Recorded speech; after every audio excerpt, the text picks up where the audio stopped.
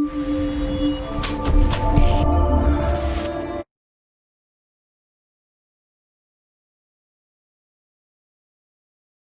of Allah, who is the most beneficent and merciful. Assalamu alaikum students. Hope you are doing well. Today we are going to start our first unit of English class 5. This is your book.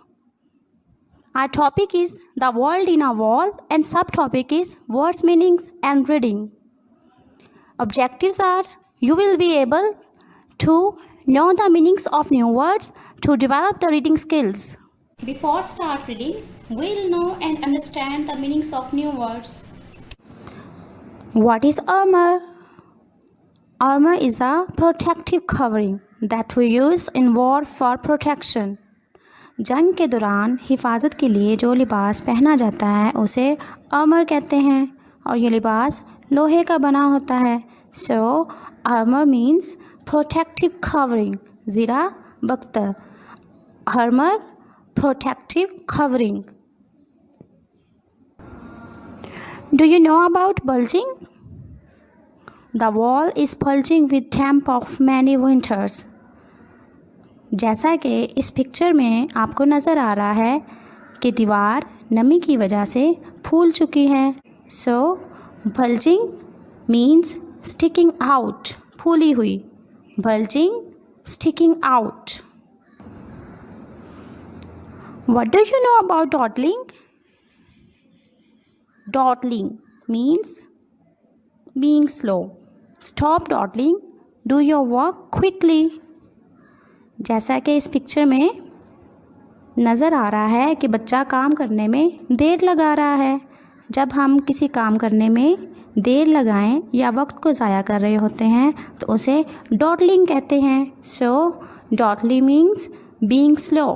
वक्त ज़ाया करना. Dawdling, being slow. Why we use pause? Yes, we use pause to stop for a while. कोई काम करते हुए अगर हम थोड़ी देर के लिए रुक जाएं या वक्फा दें तो उसे pause कहते हैं. So pause means to stop. रुक जाना. Pause, to stop. How the bird is looking in this picture? Yes, it is rotund. So, rotund means large and plump. मोटा ताज़ा. Rotund, large and plump. What is happening in this picture? Yes, the man is oblivious about danger. Man danger के बारे में unaware है. जब हम किसी चीज़ के बारे में बेखबर होते हैं तो उसे अब्लीवियस कहते हैं. सो अब्लीवियस मीन्स अनअवेयर, बेखबर. Oblivious, unaware. What is this? Yes, this is a bulb. Bulb जैसी शेप को बल्बेस कहते हैं. जिन चीज़ों की शेप बल्ब जैसी हो उनके लिए बल्बेस का वर्ड यूज़ किया जाता है. So bulbous, shaped like bulb. बुलबुले जैसा. Bulbous, shaped like bulb. How the wall is looking in this picture? Good. It is crumbling. जब कोई इमारत या बिल्डिंग या वॉल गिरने वाली हो तो उस गिरती हुई बिल्डिंग या वॉल को क्रम्बलिंग कहते हैं. सो क्रम्बलिंग मीन्स फॉलिंग आउट. गिरती हुई. Crumbling, falling out. What is happening in this picture? Good. The clothes are drenched. जब कोई चीज़ पानी में भिगो दें तो उसे ड्रेंच कहते हैं. So drench means to soak. गीला करना, भिगोना. Drench, to soak. How the boy is looking in this picture? Good. The boy is trembling. डर या खौफ की वजह से कांपने को खीवर कहते हैं. So खीवर means to trembling. कांपना. खीवर, to trembling. Here we have an enormous building. किसी भी चीज़ के बड़ा होने को enormous कहते हैं. So enormous means very large, बहुत बड़ा. Enormous, very large. This is weird. Weird means strange. किसी चीज़ के strange होने को weird कहते हैं. Weird, strange, अजीब. Weird, strange. Before we start reading, tell me, what do you know about writer and poet? Good. The person who writes a prose called a writer, while the person who writes a poem is called a poet.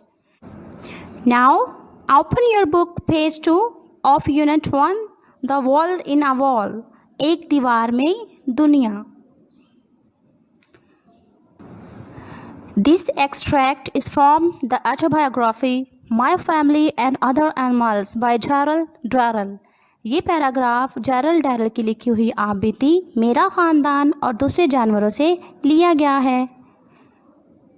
Daryl was an expert in studying animals.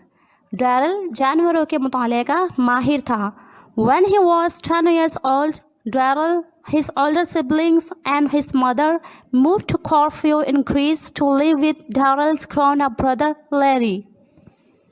जब वो 10 साल का हुआ, Daryl, उसके बड़े बहन भाई और उसकी माँ डैरल के बड़े होते हुए भाई लैरी के साथ यूनान में कॉर्फ्यू मुंतकिल हो गए. It was here that Darrell began to collect and keep animals as pets. यहाँ से डैरल ने जानवरों को पालतू के तौर पर रखना और पालना शुरू किया. एक्सट्रैक्ट. एक्सट्रैक्ट पैराग्राफ को कहते हैं जब हम किसी बुक या ऐसे में से कोई पैराग्राफ लेते हैं तो उस पैराग्राफ को एक्सट्रैक्ट कहते हैं. ऑटोबायोग्राफी, आप बीती. जब कोई इंसान अपनी ज़िंदगी के बारे में कोई वाक़या लिखता है तो उसको ऑटोबायोग्राफी कहते हैं. जैसा कि इस लेसन को जेरल्ड डैरल ने अपने लाइफ से लिया तो इसको ऑटोबायोग्राफी कहेंगे. What is this? Good. This is comma. Why we use comma? Good. We use comma for short pause. Sibling means बहन भाई. The crumbling wall that surrounded the garden alongside the house was a rich hunting garden ground for me. घर के साथ मौजूद बाग के गिर्द गिरती हुई दीवार मेरे लिए शिकार की एक भरपूर जगह थी. It was an ancient brick wall that had been plastered over. ये ईंटों की बनी एक कदीम दीवार थी जिसका प्लस्तर उखड़ चुका था. But now the outer skin was green with moss. लेकिन अब उसकी बाहर वाली जिल्द काई से सब्ज हो चुकी थी. Bulging and sagging with the damp of many winters. कई सर्दियों की नमी से ढलकती और फूली हुई. The whole surface was an intricate map of cracks. पूरी सतह दरारों का एक पेचीदा नक्शा थी. Some several inches wide, others as fine as hairs. कुछ कई इंच चौड़ी, दूसरी बालों जितनी बारीक थीं. Here and there, large pieces had dropped off and revealed the rows of rose pink bricks lying beneath. यहाँ वहाँ से बड़े बड़े टुकड़े गिर चुके थे और नीचे से गुलाब जैसी गुलाबी ईंटें वाज़िया हो गई थी. The inhabitants of the wall were a mixed lot. दीवार के बाशिंदे मुख्तलिफ इक़साम के थे.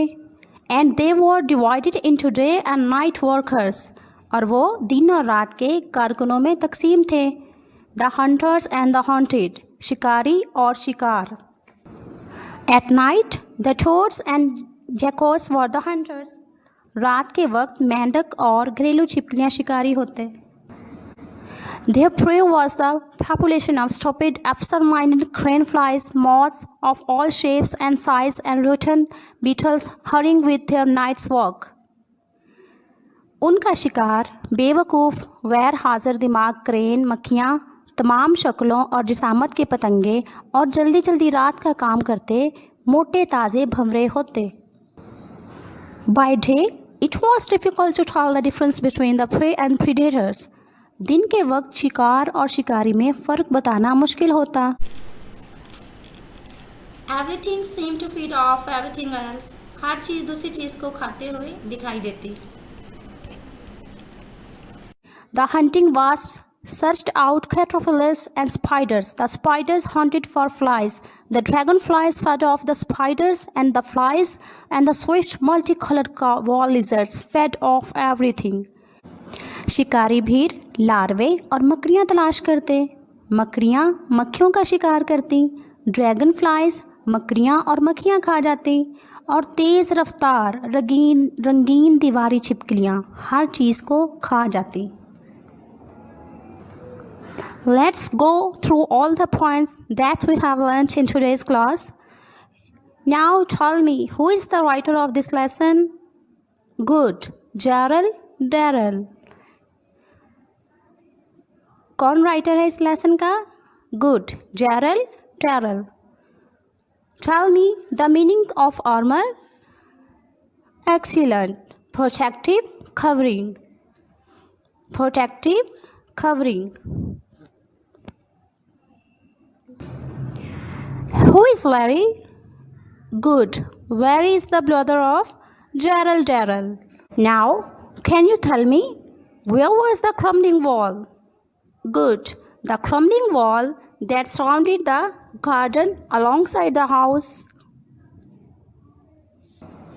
Home assignment is learn words meanings and practice of reading.